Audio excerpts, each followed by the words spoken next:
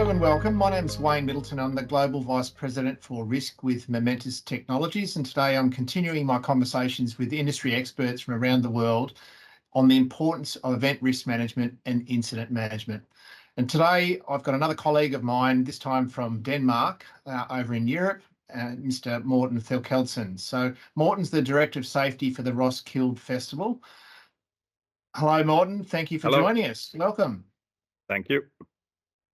So look, maybe let's get into it and tell us a little bit about the Roskilde Festival and what your role is there. Well, let's start with Roskilde Festival, which is an amazing place because it's really a unique festival. It's a non-profit charity organization.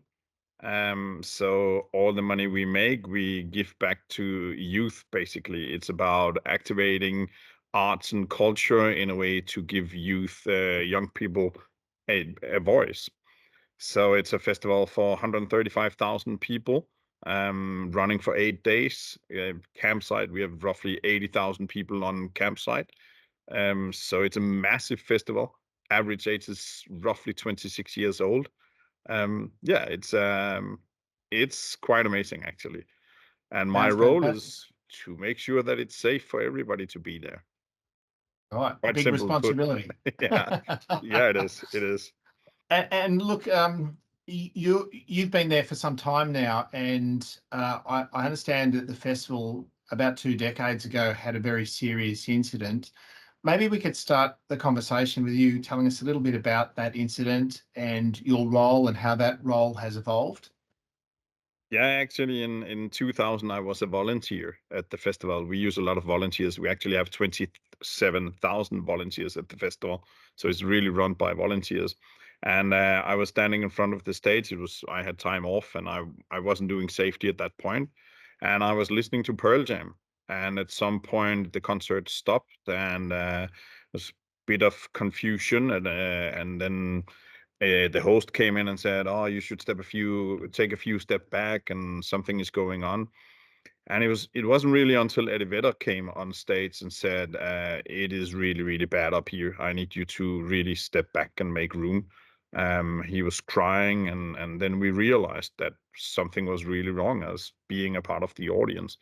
And it was 9 young people passed away during a crowd collapse, roughly 10 meters from the stage.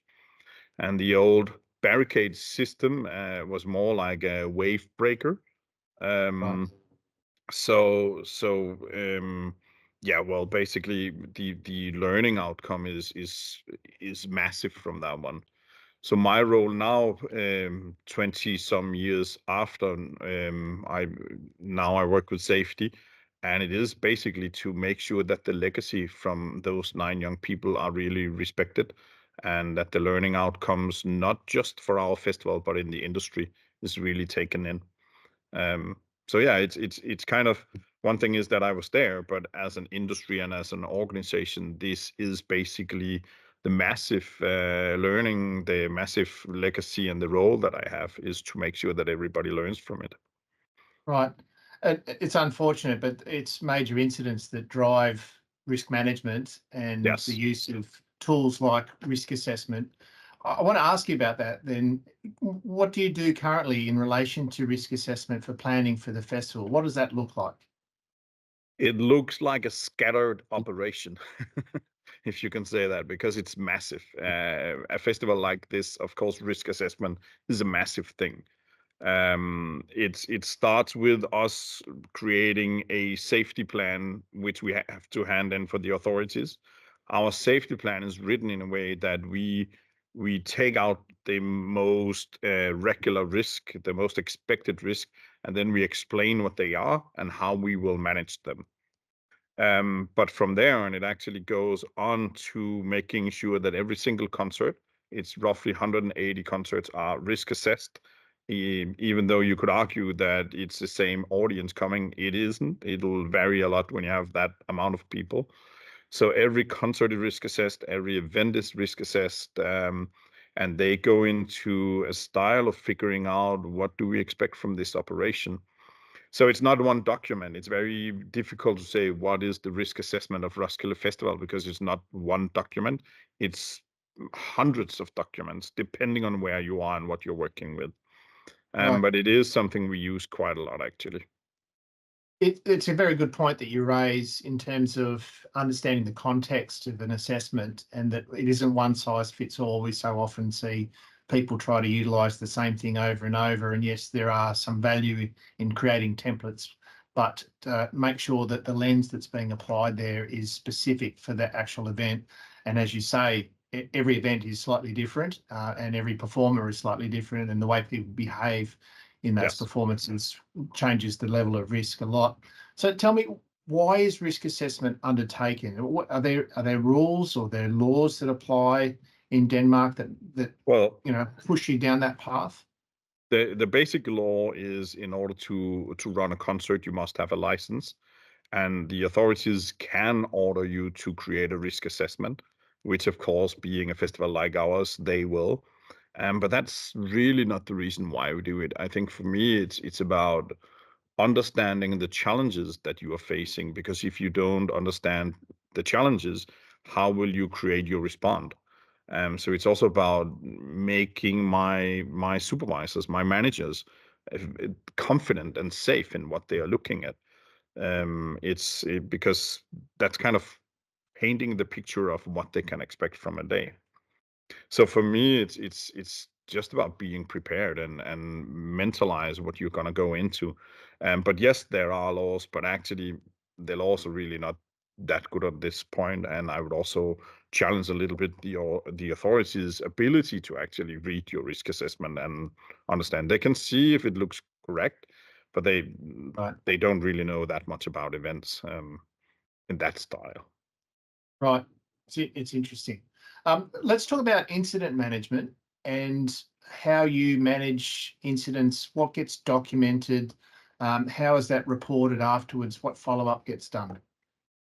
The first thing for me is about using your risk assessment to figure out what is the normal expected day of the operation or the concert or whatever it is, and then figuring out where do you think that the most likely challenges are going to be. Then you can create a plan of how to respond to those likely scenarios, and then a plan for how to activate it, and then how you move back to normal behavior. We have a command and control room that's more or less the coordinating place, but actually it's really separated. So it's the manager on each stage. As an example, if it's the stages, it's the manager on each stage who has to know what's going on. So at the command and control center, we have a stage coordinator, but he's basically a support function for the managers. So he's logging, he's monitoring.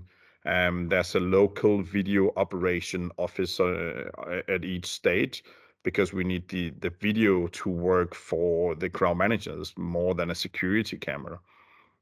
So they are also logging what they see. The command and control center can monitor it. They can respond on messages they get, and then they will coordinate and take over if there's an incident. So a regular operation, even with the decision that has to be made quite fast, is done on a very local level. But if we need to Right. step it up, it's more like the command and control center stepping in. And at the command and control center, I have a team of commanders, let's call it that, Yep. and they are my right hand basically. So I'm not in operations during the festival. I can't be. It's 8 days long, 24/7. So Mm. it's impossible. So I have an operational team, and that operational manager is the one who's responsible for the safety in the operation and will let me know if something is slightly off, or not even slightly, just more than off. Yep. And then we have an incident. So I have some assistants, call them whatever you want, who can go to the incident site for me. They are basically my person on site working with the authorities if something happens.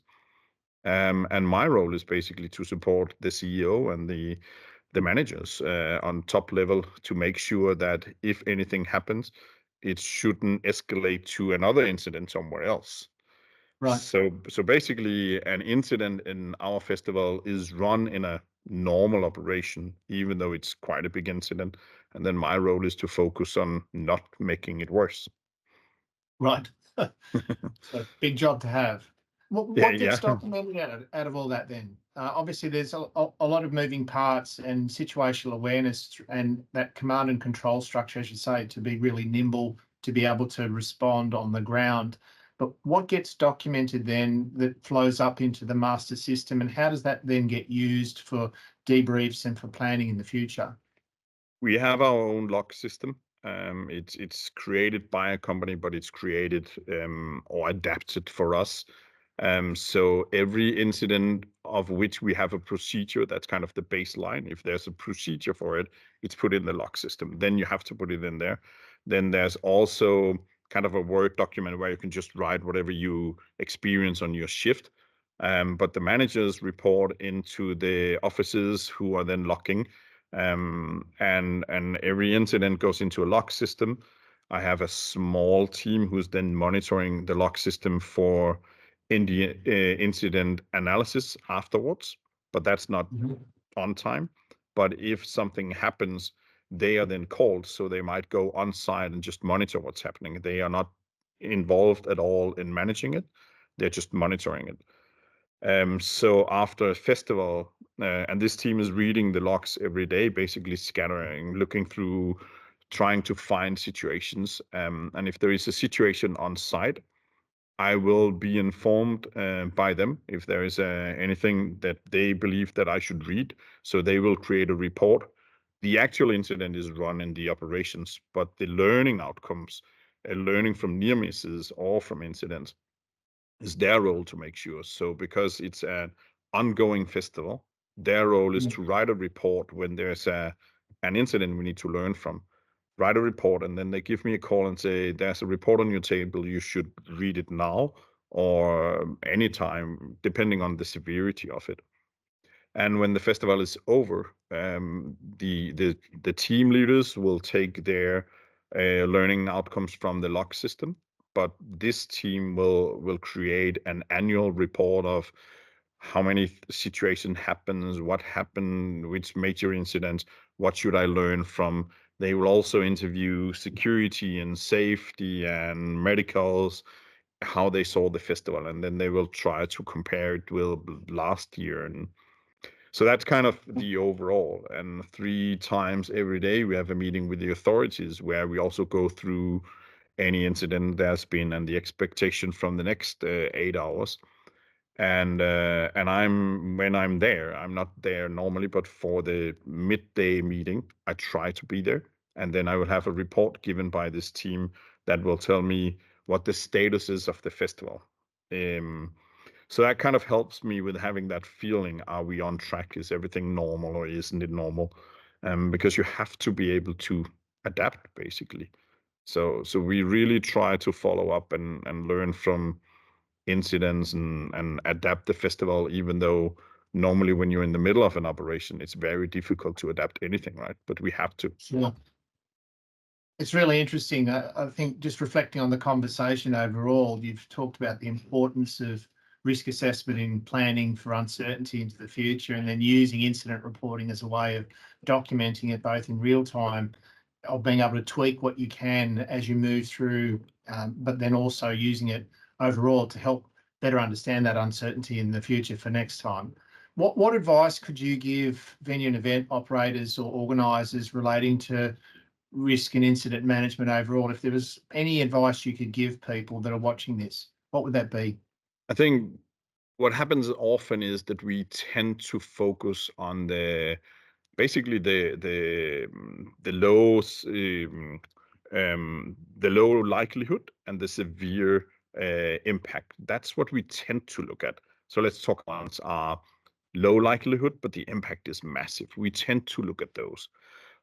But I tend to actually spend more time on looking on the normal things, because the normal things, the ones that has high likelihood and maybe lower impact, of course you need to look at the other ones as well, but you have to look at those because they are the ones that will put your organization under pressure.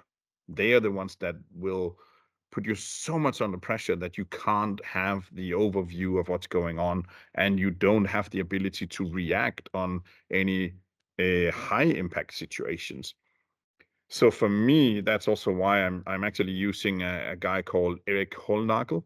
Holnagel is writing a lot about resilient organizations and how they work. So we're talking about power, nuclear implants, and stuff like that. And I think we should be a high resilient organization. We will never be, because that means our staff must be extremely highly trained. But Yeah. the likelihood that something goes wrong is massive in our events, and we need to be able to look at if this is something slightly going wrong but manageable, Yeah. or if it's slightly going wrong and not manageable. And if it's manageable, this is actually where you really should make your plans for the day-to-day operations. So one of Right. his arguments is that you should basically look at your basic operations and start there, and then the basic tilting, if you can use that expression, the turns where it's just slightly putting your organization under pressure. So I think normally we tend to look at risk assessment as the likelihood and severity, and then we go into the massive ones, and then we go from there. But in my mind, it's something else. It starts with making sure that you have the capacity in your normal operations. And this is why, for me, risk assessment isn't really about making sure that I can handle the big bang. It's Yeah. also about that, but actually it's more about normal operation, the normal situations you will have. That's what you need to be able to manage. And if you can manage those, then I believe that you will be able to manage the big bangs as well, because then Right. you have a very clever organization that are able to work with a clear command and control structure, that are able to coordinate and communicate amongst different teams and units, right? So I think that's, for me, that's where the focus should be. Yeah, I agree. I think it's a very good point that resilient organisations are ones that are match ready, if you like, that they're operationally ready, not just emergency ready. And you get that by, again, focusing from a risk-based perspective of both the things that happen very often that are a lower impact, as well as those that are the rare events, the very high impact events. Look, thank you, Morten. That's been fascinating to talk to you. We could talk all day, but we Yeah. won't. Look, thank you for your time, and it's been great to chat. Thanks, Wayne.